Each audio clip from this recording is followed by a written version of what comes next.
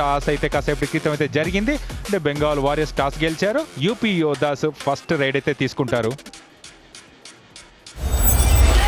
గుమాన్ సింగ్ తన మొదటి రైడ్ అయితే తీసుకున్నాడు. అండ్ ఈ సీజన్ లో కాస్త స్లోగా స్టార్ట్ చేశాడు. మొదటి రైడ్ లోనే ఇక్కడ టచ్ ద్వారా పాయింట్ సాధించాడు యూపీ యోధాస్ కి. ప్లేయర్ మాత్రమే ఉన్నాడు. ఆల్అౌట్ ప్రమాదంలో ఉంది బెంగాల్ వారియర్స్. ఇక్కడ పాయింట్ తీసుకొస్తాడా? ఒక పాయింట్ తీసుకొస్తే గనక రివైవల్ దొరుకుతుంది. ఛాన్స్ మాత్రం ఇవ్వలేదు. యూపీ యోధాస్ మాత్రం మంచి డిఫెన్స్ సెట్ అయిందని చెప్పుకోవచ్చు. అక్కడ ఒక బోనస్ పాయింట్ లభిస్తుంది బెంగాల్ వారియర్స్ కి.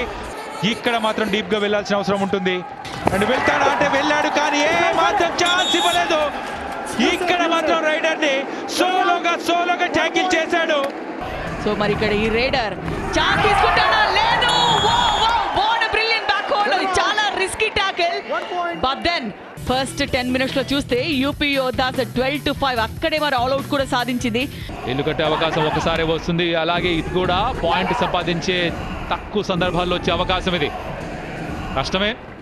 బోనస్ కి ఛాన్స్ లేదు. టచ్ పాయింట్ ఒకటే మార్గం. And super. కాస్త అగ్రెసివ్ గా అడ్వాన్స్ టాకిల్ చేసినా కూడా ఎక్కడో రైడర్ వెళ్ళిపోతాడేమో మిడ్ లైన్ దాటి అనిపించింది. 6 ఉన్నారు, బట్ అయినా కూడా గుమాన్ని సబ్స్టిట్యూట్ చేశారు.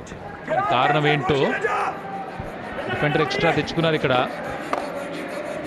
ఆ లెఫ్ట్ కార్నర్ లో అండ్ అడ్వాన్స్ టాకిల్ చేసే ఆలోచన పూర్తిగా బెడిసి కొట్టింది. డివాంగ్ వాళ్ళ నంబర్ 1 రైడర్. డివాంగ్ దగ్గర స్కిల్స్ ఉన్నాయి తప్పించుకోవడానికి. చాలా తక్కువ పాయింట్ సాధించాడు ఇప్పటివరకు. కేవలం ఒకే ఒక పాయింట్ ఉన్నది తనకి. అండ్ సూపర్ స్టార్ రైడర్ అని చెప్పుకున్నాం యూపీ యోధాస్ నుంచి, కానీ ఆ సూపర్ స్టార్ రైడర్ కి ఈ రోజు పాయింట్స్ అయితే ఇవ్వడం లేదు. అండ్ కంప్లీట్ గా ఫెయిల్ అయ్యాడు, కానీ ఈసారి మాత్రం వదలలేదు, పాయింట్ సాధించాడు.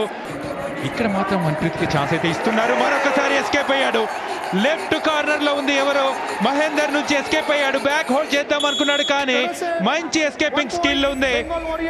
చూడొచ్చు ఇక్కడ టీచ్ చేశాడు. హ్యాండ్ టచ్ కోసం బ్యాక్ హోల్డ్ కి వెళ్దాం అనుకున్నాడు, కానీ అది మిస్ ఫైర్ అయింది. ఈజీగా మిడ్ లైన్ చేరుకున్నాడు మన్ప్రీత్ సింగ్. తను అలా వాలిపోయిన మ్యాట్ పైన చేతులు చాపితే ఆబ్వియస్లీ మిడ్ లైన్ దాటేస్తాడు. ఇక్కడ ఆల్ అవుట్. మరోసారి ఆల్ అవుట్. అండ్ దాంతో బెంగాల్ వారియర్స్ లీడ్ లోకి వెళ్ళిపోయారు. మొత్తం తారుమారు అయిపోయింది పరిస్థితి.